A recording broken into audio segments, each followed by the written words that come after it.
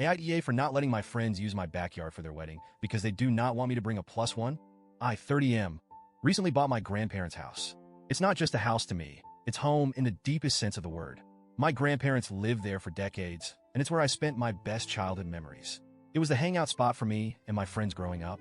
Late nights by the lake, summer bonfires, sneaking beers when we were teenagers, sleepovers in the gazebo. It was the place where life happened.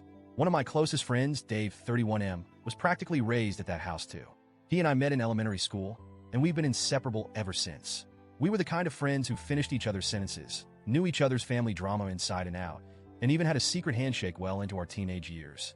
Dave has been with Kim, 29F, for almost a decade. They're that couple that always seemed meant to be, the kind where people just knew they'd get married eventually. When I told them I was buying the house, they were ecstatic. Not just because they knew how much it meant to me, but because they asked if they could have their wedding there. Now, this house is gorgeous. It has a huge backyard, a lake, and a stunning gazebo that my grandfather built himself. When Dave and Kim asked if they could have their wedding ceremony at the gazebo, I immediately said yes. I was honored. It felt like a full-circle moment. Two of my closest friends getting married at the place where we grew up together. I didn't hesitate for a second.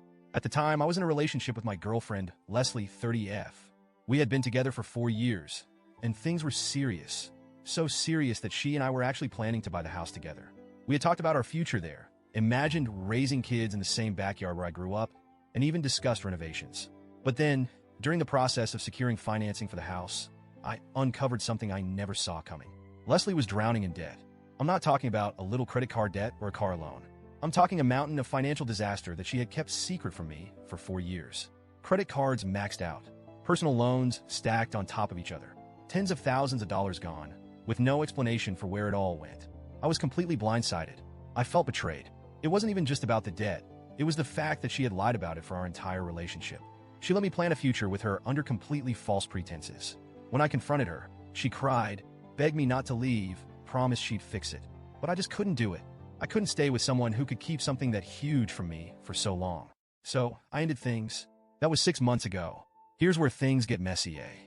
I met Leslie through Kim because they're cousins. Kim and Dave were the ones who introduced us. And at first, it was great. We all got along, we double dated all the time, and I honestly thought Leslie was the one. So, obviously, the breakup caused a lot of tension. Leslie did not handle it well. She was convinced we'd get back together. Even now, 6 months later, she still sends me long messages about how she knows we're meant to be and how our love is stronger than this obstacle. She's shown up at my house multiple times trying to talk, despite me making it very clear that I'm done. About 2 months ago, I started dating again. It wasn't anything serious at first, just dipping my toes back into the dating pool, but I eventually met someone I really like. She's kind, funny, supportive, and honestly makes me feel like myself again. For the first time in a long time, I felt genuinely happy with someone new. Then last week, Dave and Kim invited me over for dinner. I thought it was just a casual hangout, but it quickly became clear that they had something specific to talk about. That's when they hit me with this. We need you to not bring a date to the wedding. At first, I thought they were joking.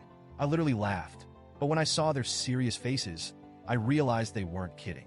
I asked why. Kim sighed and gave me this look. You know, the one people give when they think they're being reasonable, but are actually being completely unfair? It's just, Leslie is still really struggling with the breakup.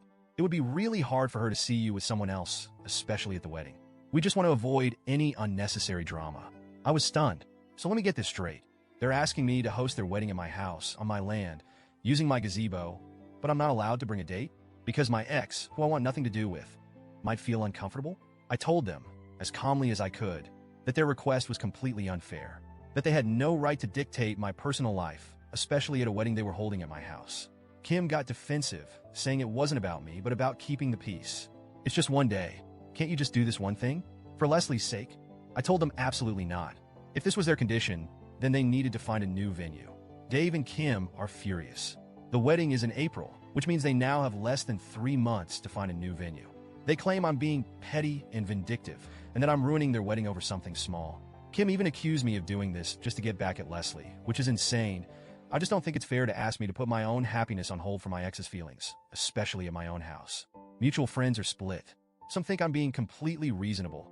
It's my house. I should get to have my own rules. Others think I'm being harsh and should just let it go to avoid drama. Even my parents weighed in. My mom thinks I should let it slide for the sake of friendship, but my dad literally laughed and said, "Hell no." So, Reddit, AIDA?